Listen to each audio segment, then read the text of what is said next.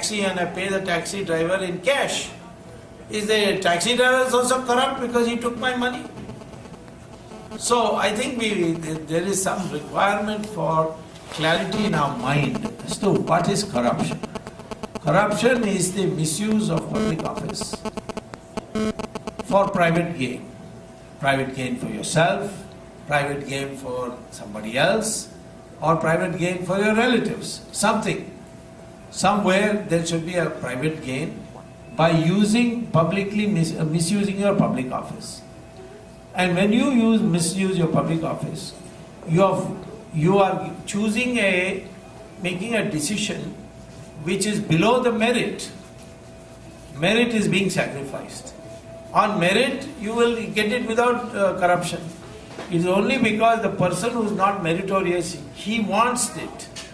And he therefore wants the minister or the public official to bypass the decision-making process and give it to him in return for money. And that money is black. It has to be paid in cash, or it has to be deposited in a bank account abroad, or you pay him in cash and then through the hawala, it is deposited abroad. Today we are supposed to have $500 billion at least. Some people estimate it as $2 trillion. $500 billion at least in foreign banks, and bulk of it in Switzerland. Switzerland has officially declared that the biggest holders of secret bank accounts, or what is called as numbered bank accounts, are Indians. And I had a student at Harvard who became a chairman of one of the banks. I won't name the bank and identify him. But he told me that if Indians didn't open accounts in Switzerland, then we will become bankrupt. So I said, how? He said, because these Indians are so insecure that they don't even mention the beneficiary very often. And so when they die, that account becomes ours. And we have got billions of dollars of unclaimed accounts. And we have a rule that if for 7 years you don't claim an account, then it becomes ours. So India is supposed to be a poor country. And you find that all this money is being deposited abroad. So that is what Ramdev and Anna Hazare to some extent have been demanding, that money should come back. And there is a way to bring it back. And that is, the government should issue a law through an ordinance, because then the ordinance is immediate, saying that all bank accounts of Indian citizens which are in foreign banks abroad in numbered accounts, they are henceforth nationalized.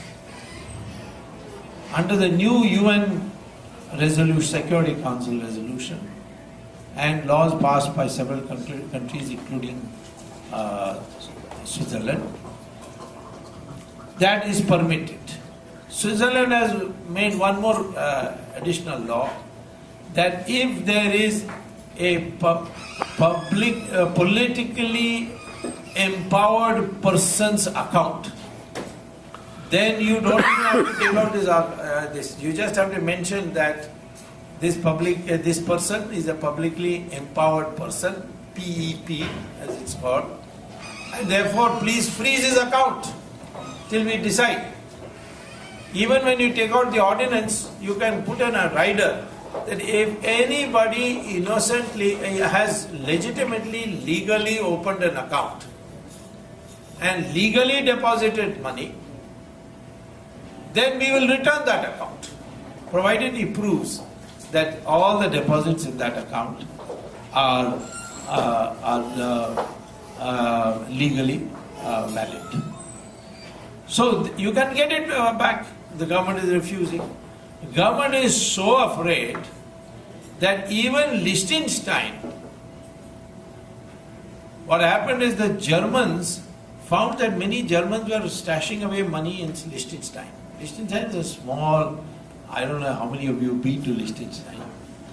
Most Indians go there only to open bank accounts, so don't identify yourself. So, Liechtenstein is a small country in Europe, and it has what is called as a bank. It's called a tax haven. No taxes, deposit money in numbered accounts, and so the Germans said we can't tolerate this. So what they did, the German intelligence service, they went and bribed a very senior official of the bank and said, we'll give you $15 million provided you give us a CD of all the accounts which are in numbered accounts by name, nationality, details. Sorry, what is numbered account? Numbered account is that your name doesn't come in the picture. Name comes in the document which the bank keeps. But when you operate it, you don't give your name. You just give the number and the password. That's called a numbered account. So the Germans bribed the senior official and got the CD. Then they downloaded the CD and they found that many countries' nationals had accounts there. So they separated them by country and wrote to all the countries that we have got now the accounts of your nationals. If you want a copy of the list of persons and their bank details, we will supply to you. India was the only country which did not reply to this letter to say yes, please send us. But there was a furor in the country. I also wrote a letter to the Prime Minister threatening him, which is published in my new book called Corruption and Corporate Governance in India. And I threatened him saying that, I'll have to go to court. Now already the Prime Minister had been humiliated and brutalized by my case on 2G, where he was asked to file an affidavit, which in the history of the world, never a Prime Minister has been asked to file an affidavit. That means, the Prime Minister is not prima facie being believed by the court when he says that he replied to all my letters. He had not replied to all my letters. In fact, he replied to none of my letters on Raja. But anyway, the Prime Minister then wrote a letter and the names were sent. 16 names were sent. Then we asked them to make it public because these are criminals. The government refused. So a court case was filed by Lingdo and quite a few people, and amongst them one of the people who signed was Jethmalani. I refused to sign because if Jethmalani is there, I don't know when he will make a deal and buzz off. So I refused to sign to be a petitioner. But there were 8-9 people. Newspapers only highlight the name of Jethmalani. But and Jethmalani, by the way, was with Sonia Gandhi for about 3 years.